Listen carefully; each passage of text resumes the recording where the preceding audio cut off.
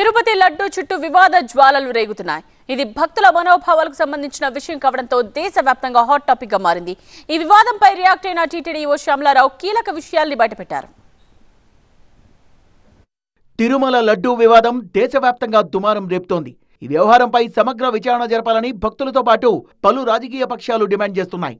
ఇష్యూపై స్పందించిన తిరుమల తిరుపతి దేవస్థానం ఈవో శ్యామలారావు లడ్డూలో వినియోగించే నెయ్యిలో కల్తీ జరిగింది వాస్తవమే అన్నారు. మాత్రమే ఏం చేస్తారంటే అన్ని రకాల పదార్థాలు కలిపి ఒక పదార్థాన్ని తయారు చేసి దీనికి కొన్ని టెస్టులు పాస్ అవుతాయి. కానీ కొద్దిగా డీప్గా అనాలిసిస్ చేస్తే ఈ టెస్టులు చేస్తే దాంట్లోనే మాత్రమే బయటపడతాయి. అవి 20.32 విచ్ ఇస్ అబ్నార్మలీలో 95.68 to 104.32. సో అది ఒకటి very unfortunate result. Tirumala laddu తయారు చేసే నెయ్యిలో జంతు కొవ్వు అనేది ఓ కట్టుకథ అన్న మాజీ సీఎం జగన్ ఇంత దుర్మార్గమైన పని ఎవరైనా చేయగలరా అని ప్రశ్నించారు. చంద్రబాబుది దేవుణ్ణి కూడా రాజకీయాలకు వాడుకునే దుర్మార్గమైన మనస్తత్వం అని మండిపడ్డారు. దేవుడు ని రాజకీయాల కోసం ఉపయోగించుకోవాలి అని ఆలోచన చేయగలిగిన దుర్మార్గమైన మనస్తత్వం ఒక చంద్రబాబు నాయుడు గారికి మాత్రమే ఉంటాయి.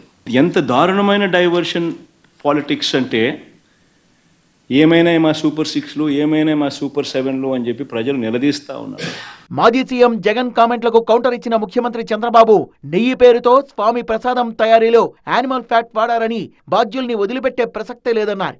320 రూపాయలకే కిలో నెయ్యి వస్తోందంటే ప్రభుత్వం ఆలోచించొద్దా అంటూ ప్రశ్నించారు. కల్తీ నెయ్యితో దేవునికి నైవేద్యం పెడతారా అంటూ నిలదీశారు. మా మనోభావాలు దెబ్బతీశారని నాసిరకం నెయ్యి తీసుకొచ్చి కల్తీ నెయ్యి తీసుకొచ్చి ఇష్టానుసారంగా చేసి క్షమించడాన్ని నేరం చేస్తే వదిలిపెట్టాలని మిమ్మల్ని అడుగుతున్నా.